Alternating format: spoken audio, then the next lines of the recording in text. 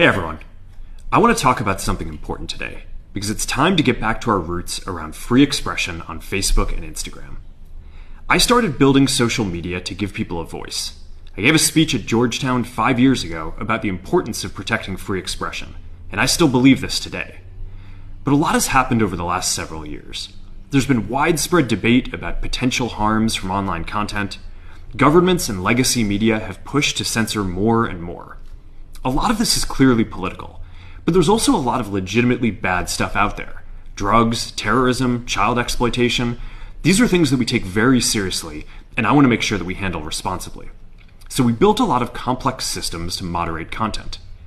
But the problem with complex systems is they make mistakes.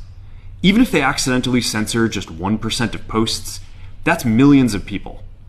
And we've reached a point where it's just too many mistakes and too much censorship. The recent elections also feel like a cultural tipping point towards once again prioritizing speech.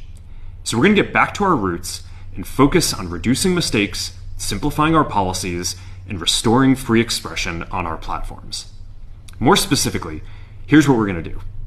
First, we're going to get rid of fact checkers and replace them with community notes similar to X, starting in the US. After Trump first got elected in 2016, the legacy media wrote non-stop about how misinformation was a threat to democracy. We tried in good faith to address those concerns without becoming the arbiters of truth. But the fact-checkers have just been too politically biased and have destroyed more trust than they've created, especially in the US. So over the next couple of months, we're going to phase in a more comprehensive community notes system. Second, we're going to simplify our content policies and get rid of a bunch of restrictions on topics like immigration and gender that are just out of touch with mainstream discourse. What started as a movement to be more inclusive has increasingly been used to shut down opinions and shut out people with different ideas, and it's gone too far. So I want to make sure that people can share their beliefs and experiences on our platforms. Third, we're changing how we enforce our policies to reduce the mistakes that account for the vast majority of censorship on our platforms. We used to have filters that scanned for any policy violation. Now, we're going to focus those filters on tackling illegal and high-severity violations. And for lower severity violations, we're going to rely on someone reporting an issue before we take action. The problem is that the filters make mistakes, and they take down a lot of content that they shouldn't. So by dialing them back, we're going to dramatically reduce the amount of censorship on our platforms. We're also going to tune our content filters to require much higher confidence before taking down content. The reality is that this is a trade-off. It means we're going to catch less bad stuff, but we'll also reduce the number of innocent people's posts and accounts that we accidentally take down. Fourth, we're bringing back civic content. For a while, the community asked to see less politics because it was making people stressed. So we stopped recommending these posts. But it feels like we're in a new era now, and we're starting to get feedback that people want to see this content again.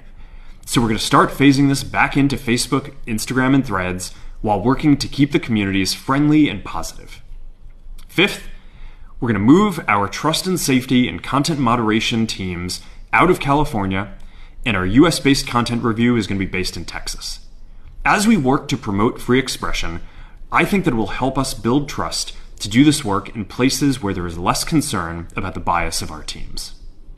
Finally, we're going to work with President Trump to push back on governments around the world that are going after American companies and pushing to censor more. The US has the strongest constitutional protections for free expression in the world. Europe has an ever-increasing number of laws institutionalizing censorship and making it difficult to build anything innovative there. Latin American countries have secret courts that can order companies to quietly take things down. China has censored our apps from even working in the country. The only way that we can push back on this global trend is with the support of the US government. And that's why it's been so difficult over the past 4 years when even the US government has pushed for censorship. By going after us and other American companies, it has emboldened other governments to go even further. But now we have the opportunity to restore free expression, and I am excited to take it. It'll take time to get this right, and these are complex systems. They're never going to be perfect. There's also a lot of illegal stuff that we still need to work very hard to remove. But the bottom line is that after years of having our content moderation work focus primarily on removing content, it is time to focus on reducing mistakes, simplifying our systems, and getting back to our roots about giving people voice. I'm looking forward to this next chapter. Stay good out there, and more to come soon.